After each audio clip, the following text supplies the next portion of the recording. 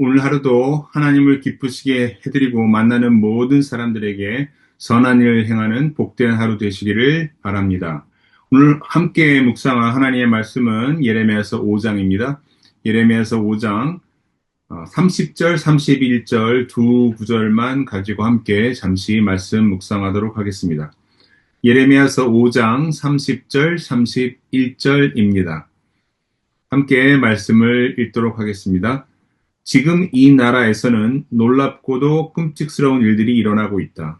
예언자들은 거짓으로 예언을 하며 제사장들은 거짓 예언자들이 시키는 대로 다스리며 나의 백성은 이것을 좋아하니 마지막 때에 너희가 어떻게 하려느냐. 마지막 때에 너희가 어떻게 하려느냐는 주님의 탄식의 말씀을 제목으로 삼고 오늘 말씀 잠시 묵상합니다. 하나님이 우리가 사는 이 세상을 심판하실 때는 다 이유가 있습니다. 예레미야서 5장은 전체적으로 보면 이스라엘 백성이 하나님을 두려워하지 않고 하나님을 예배하지도 않고 사람들을 차별하면서 고아와 가난한 사람들에게 불공정하고 불의한 판결을 내리는 것에 대해서 하나님께서 심판하시겠다는 메시지를 담고 있습니다. 하나님은 이처럼 죄악이 만연한 하나님의 정의와 공의가 실종된 그런 세상에 대하여 심판하신다, 그렇게 말씀하고 계시는 것입니다. 하나님께서 심판하실 때 이 하나님의 심판은 이 세 부류의 사람들에게 임하는데, 이 세 부류의 사람들이 어떠한 죄악을 범하고 있는지 오늘 함께 읽은 예레미야서 5장 30절 31절이 우리에게 알려주고 있습니다. 먼저 첫 번째 부류의 사람은 선지자들입니다. 선지자들은 하나님의 말씀을 백성들에게 대신 전달하는 역할을 수행하는 것이 그들의 임무이죠. 그런데 하나님의 말씀을 전달하는 일을 전달하는 일에서 가장 중요한 것이 무엇이겠습니까? 하나님이 전하라고 주신 말씀을 가감하지 않고 그대로 전하는 것, 이것이 가장 중요한 일 아니겠습니까? 그런데 이스라엘의 선지자라고 하는 자들이 어떻게 했습니까? 그들은 거짓으로 하나님의 말씀을 있는 그대로 전한 것이 아니라 거짓으로 예언하는 일을 밥 먹듯이 하고 있었습니다. 왜 그런 것일까요? 이들은 하나님을 두려워하지 않았습니다. 하나님을 두려워하지 않았기 때문에 하나님께 참된 예배를 드리지도 않았고 사람들을 자신의 유익을 위해 마음대로 이용하는 수단 정도로만 보았던 것이죠. 그렇기 때문에 사람들에게 마음대로 거짓말로 하나님의 말씀이라 그렇게 거짓말로 전했던 것이죠. 하나님의 말씀이라고 전했지만 실제로는 하나님의 말씀이 아니라 자기 마음에서 생각나는 대로 자기의 유익을 쫓아서 하고 싶은 대로 막 짓거린 것입니다. 이런 자들에 대해서 하나님은 심판하시겠다고 지금 말씀하고 계시는 것입니다. 두 번째입니다. 두 번째 부류의 사람들은 이스라엘 사회에서 제사장들로서 세속 권력의 한 축을 이루고 있는 사람들이었습니다. 제사장의 사명은 세속 사회에서 권력을 행사하는 것이 아니었습니다. 원래는 이스라엘 백성이 하나님의 백성으로 일상의 삶 가운데서 거룩한 백성으로 살도록 돕는 것이 제사장들이 해야 하는 일이었습니다. 그런데 이스라엘 백성으로 거룩한 하나님의 백성으로 살도록 돕는 것은 고사하고 지금 이스라엘의 제사장들은 세속의 정치 세력들과 한 통속이 되어서 백성들을 권력으로 다스리는 일에만 몰두하면서 자신들을 위해 재물과 권력을 쌓는 일에만 열중하였습니다. 이들이 과연 하나님을 두려워했을까요? 백성들을 하나님의 거룩한 백성으로 세운 일에 관심을 두지 않고 자기 자신들의 뱃속만을 위해서 재물과 권력을 쌓는 일에 몰두했던 이런 사람들이 하나님을 과연 두려워했을까요? 이런 사람들은 하나님을 두려워했을 리가 없습니다. 이런 사람들이 하나님을 제대로 예배했을까요? 하나님을 제대로 예배했을 리가 없습니다.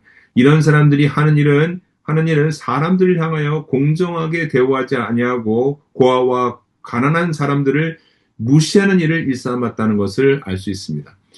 제사장들에게 하나님께서 말씀하십니다. 너희는 너희들이 가지고 있는 권력으로 고아와 가난한 자들을 멸시하고 무시하였다. 그렇기 때문에 내가 심판할 것이다 라고 하나님께서 지금 말씀하고 계시는 것입니다.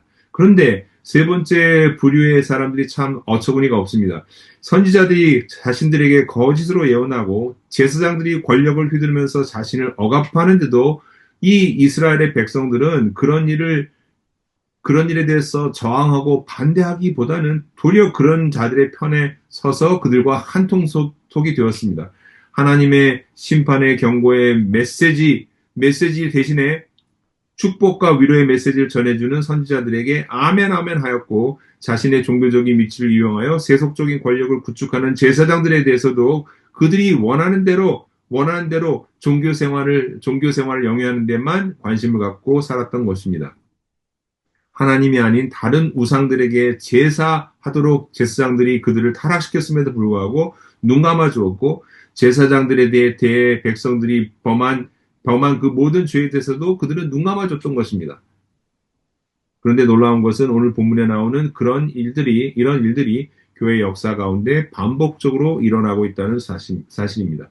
오늘날에도 우린 교회 안에서 이런 거짓된 예언을 일삼는 선지자들과 교회를 자기 권력의 발판으로 삼고 자기 배만 불리는 악한 제사장 같은 그런 교회 지도자들을 보게 됩니다. 그런데 이런 거짓 선지자들과 악한 교회 지도자들이 하나님의 교회를 더럽히고 있는데도 교인들이 분노하고 거부하는 것은 고사하고 오히려 그들의 말에 아멘 아멘으로 화답하면서 성원을 보내거나 그들의 악행에 동조하는 모습을 보인다면 어떻겠습니까? 참으로 어처구니 없는 일이죠.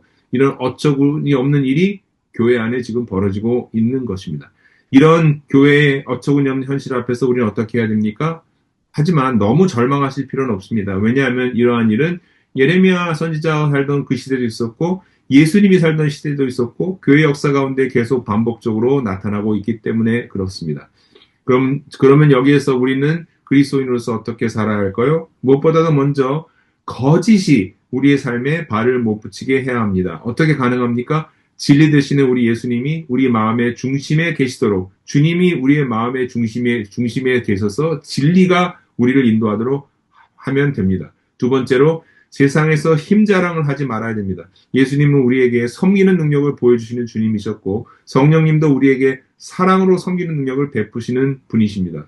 그러니 내가 다른 사람보다 조금 더 가진 것이 있다고, 조금 더 권세가 있고, 조금 더 재물이 있다고 해서 그것으로 인해서 가진 것이 없는 사람을 멋대로 멸시하거나 함부로 대해서는 안 됩니다.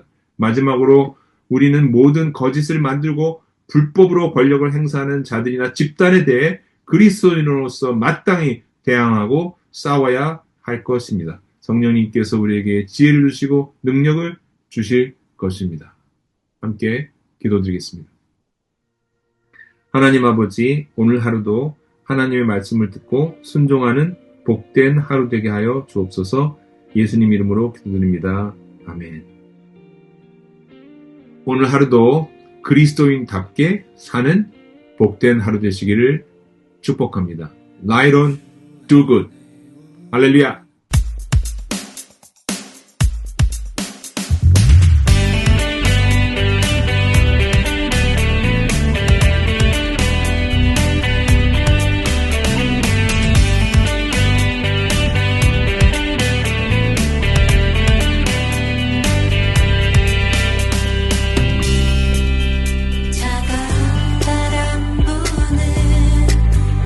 얼어붙은 세상에